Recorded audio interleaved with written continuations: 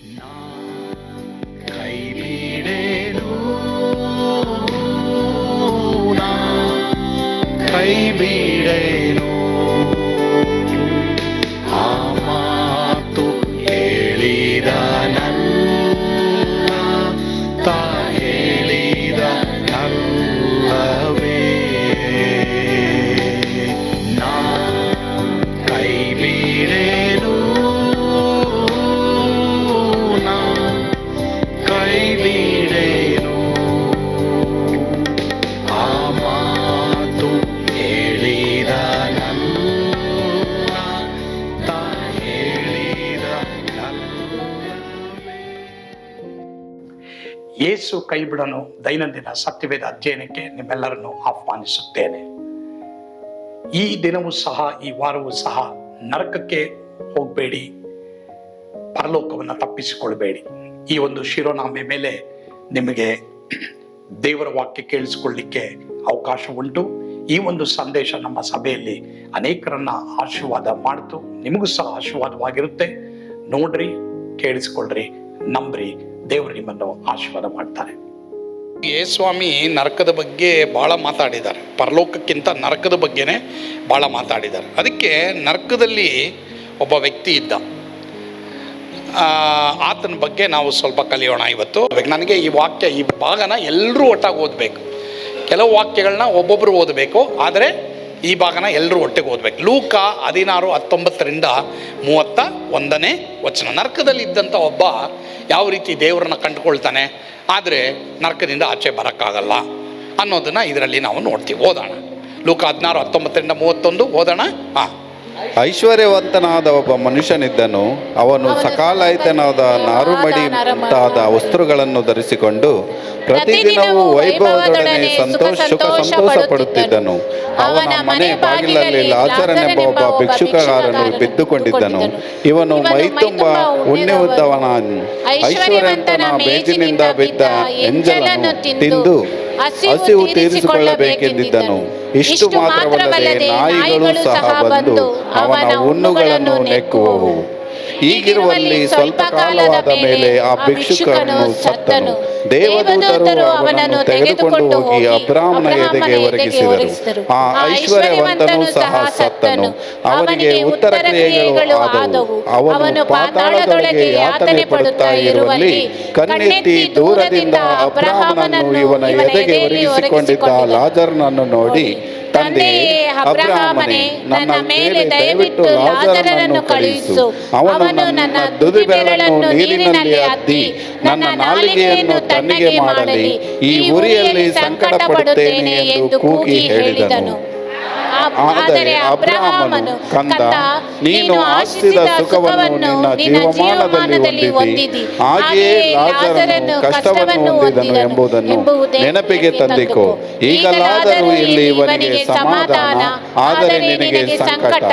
ಇದು ಮಾತ್ರವಲ್ಲದೆ ನಮಗೂ ನಿಮಗೂ ನಡುವೆ ದೊಡ್ಡದೊಂದು ಡೊಂಗರ ಸ್ಥಾಪಿಸಿದೆ.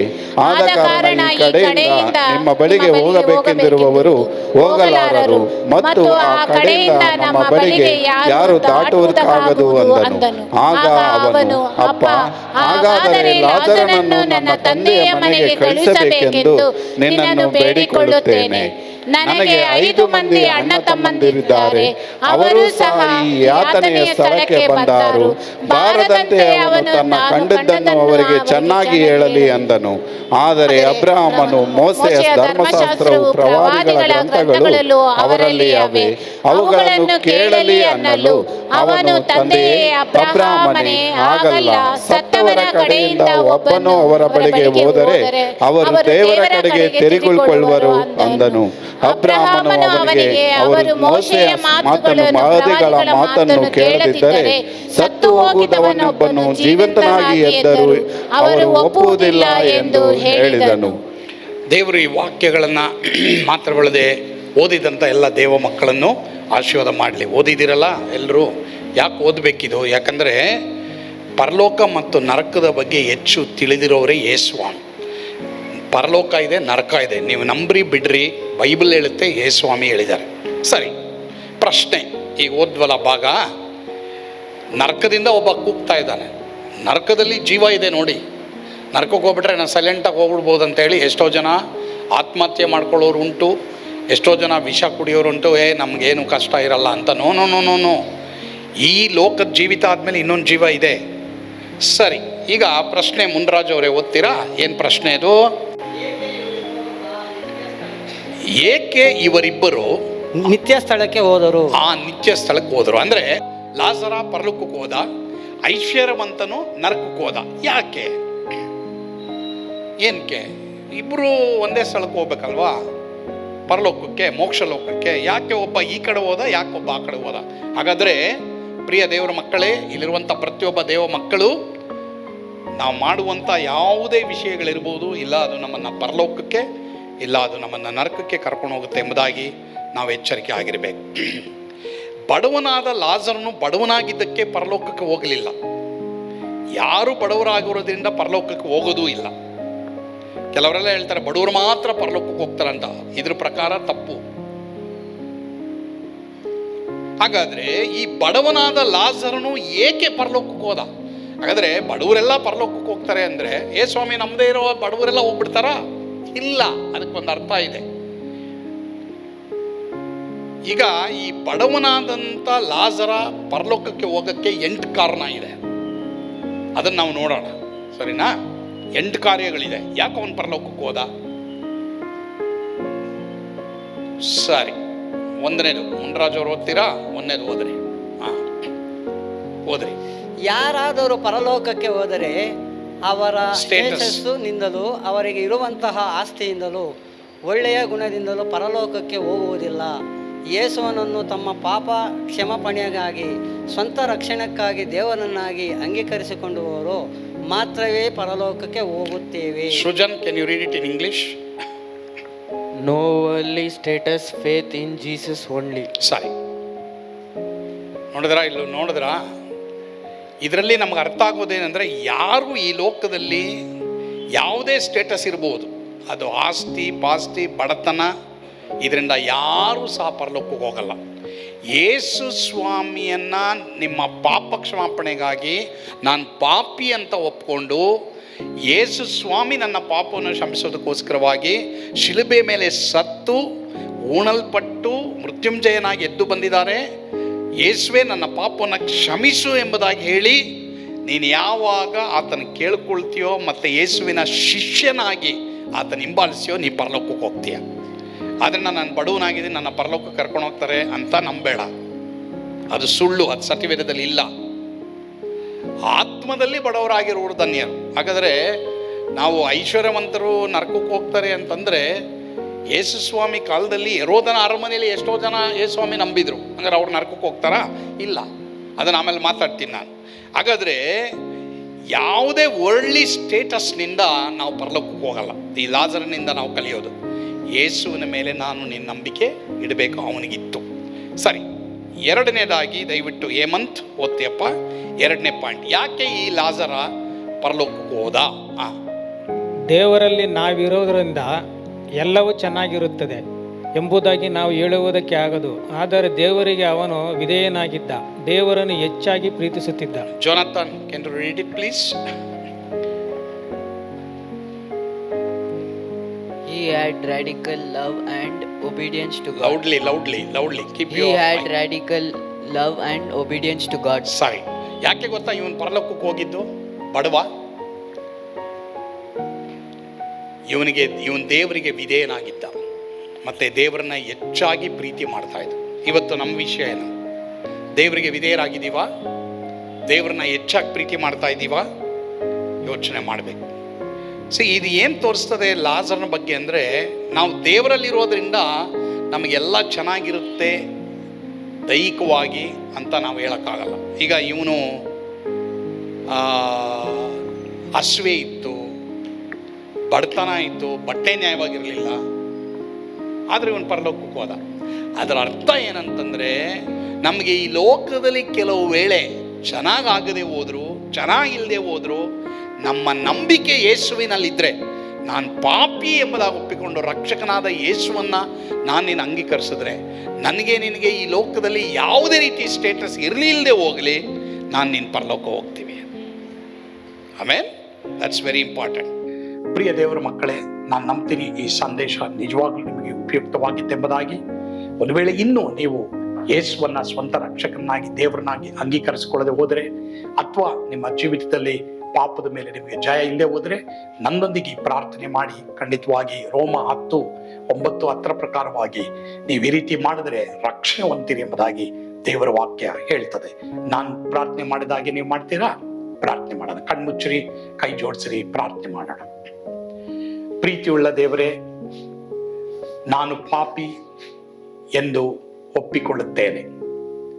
ನನ್ನ ಪಾಪಗಳಿಗಾಗಿ ನೀವು ಶಿಲುಬೆ ಮೇಲೆ ರಕ್ತವನ್ನು ಸುರಿಸಿ ಸತ್ತು ಸಮಾಧಿಲಿಡಲ್ಪಟ್ಟು 3ನೇ ದಿನ ಎದ್ದು ಬಂದಿ ಎಂದು ಹೃದಯದಿಂದ ನಂಬಿ ಬಾಯಿಂದ ಅರಿಕೆ ಮಾಡುತ್ತೇನೆ. ನಿಮ್ಮನ್ನು ನನ್ನ ಸ್ವಂತ ರಕ್ಷಕನಾಗಿ ದೇವರನ್ನಾಗಿ ಅಂಗೀಕರಿಸಿಕೊಳ್ಳುತ್ತೇನೆ. ನನಗೆ ಸಹಾಯ ಮಾಡು, ನನಗೆ ಪರಲೋಕವನ್ನು ಅನುಗ್ರಹಿಸಿಕೊಡು. ನಿನ್ನನ್ನೇ ಹಿಂಬಾಲಿಸುವ ಹಾಗೆ ನನಗೆ ಕೃಪೆ ಕೊಡಪ್ಪ. ಯೇಸುವಿನ ಹೆಸರಿನಲ್ಲಿ ಪ್ರಾರ್ಥಿಸ್ತೇನೆ ಸ್ವಾಮಿ, ಆಮೆನ್. ಪ್ರಿಯ ದೇವರ ಮಕ್ಕಳೇ, ರೋಮ 10:9-10 ಪ್ರಕಾರವಾಗಿ ನೀವು ಹೃದಯದಿಂದ ನಂಬಿ ಬಾಯಿಂದ ಅರಿಕೆ ಮಾಡಿದರೆ ದೇವರು ಕರ್ತನಾದ ಯೇಸು ಕ್ರಿಸ್ತನನ್ನ ಸತ್ತವರೊಳಗಿಂದ ಎಬ್ಬಿಸಿ ಮಾತ್ರವಲ್ಲದೆ ನಿಮ್ಮ ಸ್ವಂತ ರಕ್ಷಕನಾಗಿ ದೇವರನ್ನಾಗಿ ಅಂಗೀಕರಿಸಿಕೊಂಡಿದ್ದೀರೆಂಬುದಾಗಿ ನೀವು ನಂಬಿದರೆ ಖಂಡಿತವಾಗಿ ನಿಮಗೆ ರಕ್ಷಣೆ ಆಗುತ್ತೆ. ಕರ್ತನು ನಿಮ್ಮನ್ನು ಆಶೀರ್ವದಿಸಲಿ. ಆಮೆನ್.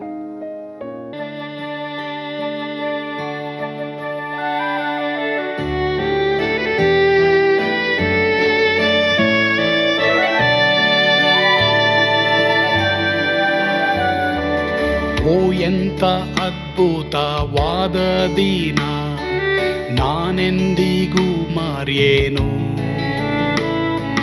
ಪಾಪಂಧಕಾರದೊಳ್ ಅಲೆದೇನ, ರಕ್ಷಕನ ಕಂಡೇನು. ಕೋಮಲ ಕರುಣೆಯುಳ್ಳ ಯೇಸು ಎನ್ ಕೊರತೆ ನೀಗಿದ.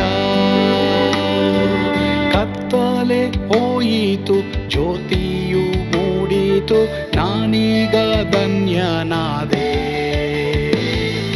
ಸ್ವರ್ಗದ ನಂದ ಎನ್ನಾತ್ಮ ತುಂಬಿತು, ಶಿಲುಬೆನಾಗ ಎನ್ ಸ್ವಸ್ಥ ಕೈದನು.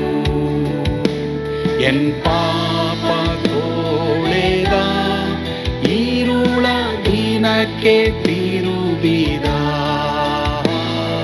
ಸ್ವರ್ಗದ ನಂದ ಎನ್ನಾತ್ಮ ತುಂಬಿತು.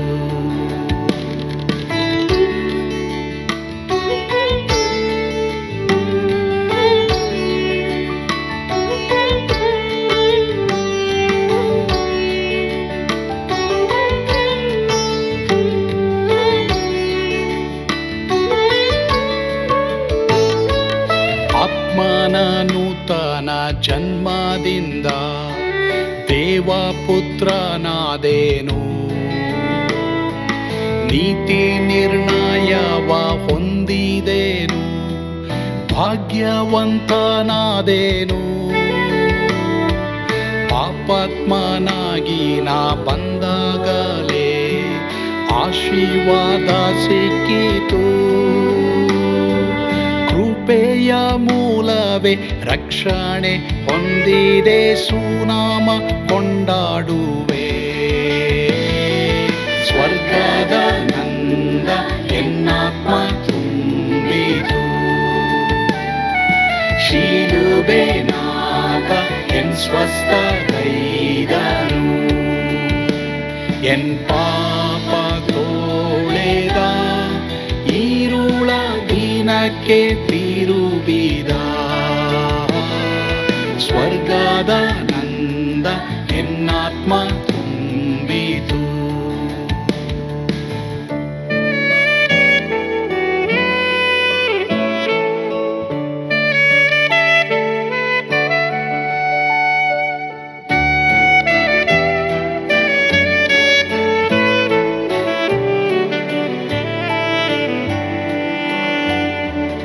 ಅನಂತ ನಿರೀಕ್ಷೆ ಏನಾಗಿದೆ, ಕಾಲವು ತೀರಲಾಗಿ ಸ್ವರ್ಗದ ಭವ್ಯ ಬಿಡಾರದಲ್ಲಿ ನಿತ್ಯವಾಗಿ ಇರುವೆ. ಶಿಲುಬೆ ನನಗೆ ಆಶ್ರಯವೇ, ನಂಬಿಕೆಗಾಧಾರವೇ. ನಿತ್ಯ ಐಶ್ವರ್ಯವ ದಿವ್ಯಾಶೀರ್ವಾದವ ಕರ್ತ ಇವನೇ ನಗೆ. ಸ್ವರ್ಗದ ನಂದ ಎನ್ನಾತ್ಮ ತುಂಬಿತು, ಶಿಲುಬೆ ನಾಗ ಎನ್ ಸ್ವಸ್ಥಗೈದನು. ಎನ್ ಪಾಪ ತೋಳೆಗ ಈರುಳ ದಿನಕ್ಕೆ ತಿರುಗಿ